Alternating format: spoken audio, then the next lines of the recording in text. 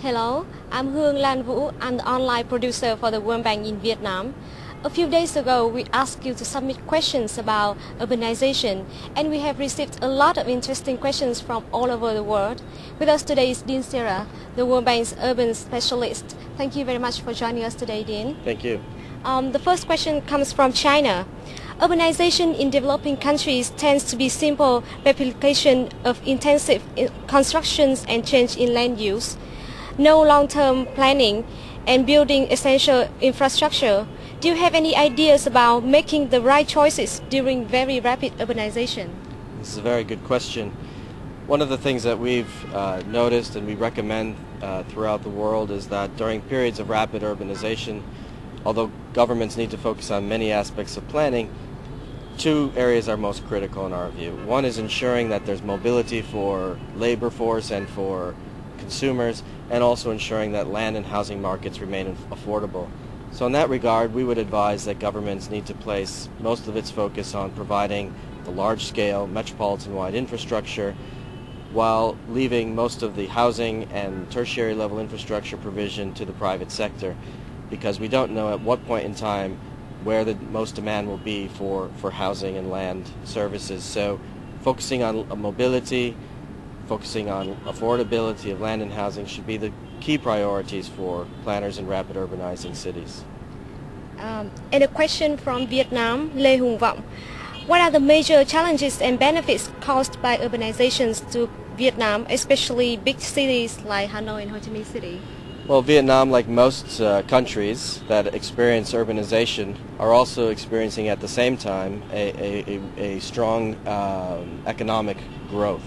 And then we see that here in Vietnam. So urbanization helps to push economic growth. That creates economic opportunity. It creates jobs for both skilled and unskilled workers. And we have also seen that the urbanization process has helped Vietnam to reduce its overall poverty rate remarkably over the last 15 years. But of course there are challenges that remain with urbanization, particularly in the large cities. This ranges from needing to revise the way planning is done so that it's more participatory and uses more modern planning principles, but also addressing issues that are emerging like congestion due to traffic and a lack of transit infrastructure, and other environmental sanitation such as drainage, wastewater, and water supply. Addressing these issues and ensuring affordability, because we're seeing housing becoming out of the reach of many citizens in Vietnam, will be another main challenge for Vietnam going forward.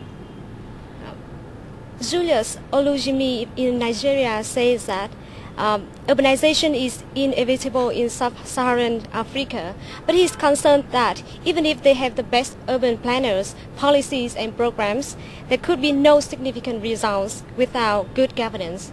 He asks, what is the way out of the mess created by bad governance? Again, it's a very good question, and we completely agree that planning is simply not enough. Governments need to focus on good governance. And of course, there are many tools that cities can employ to improve governance. Much of this revolves around increasing transparency, for example, over how budgets are made, where resources are placed, and also ensuring participation in the overall urban planning and urban management process. Great tools such as citizen report cards, things like participatory budgeting, which we find throughout countries like Brazil, and also putting in place programs that are really focused on the urban poor, such as urban upgrading, slum upgrading types of programs, are all things that can help improve the governance aspects of urban development. From the Philippines, Isaac Espina says that relocating the urban poor can cause a strain on the environment. And he asks, how can the World Bank and governments balance the needs of the urban poor with ensuring protection of the environment?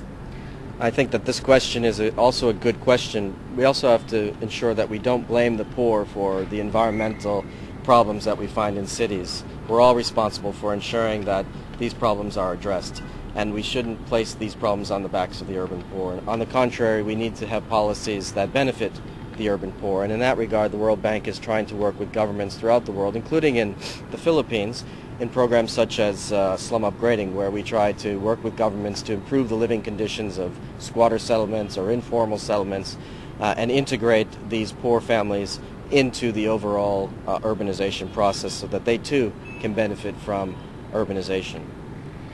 The last question comes from Japan.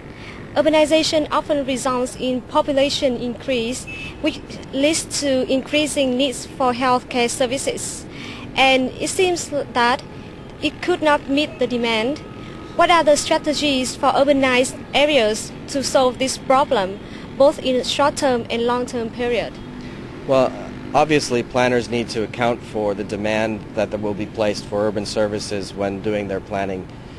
This is a basic principle of urban planning. But more importantly, I think we need to look at ensuring that even in rural areas, particularly in rural areas or small urban areas, that basic services are provided. One of the reasons people sometimes leave rural areas for cities is in pursuit of basic services, health, education, water supply, etc. These services should be provided in rural areas so that people are not migrating for lack of services, but they're migrating to cities for economic opportunity. So we need to look at the issue of basic service provision, not just at the city level, but countrywide. Thank you very much, Dean. We still have a lot of interesting questions, and Dean will answer them in a blog post next week. Thank you very much for watching the World Bank Live chat.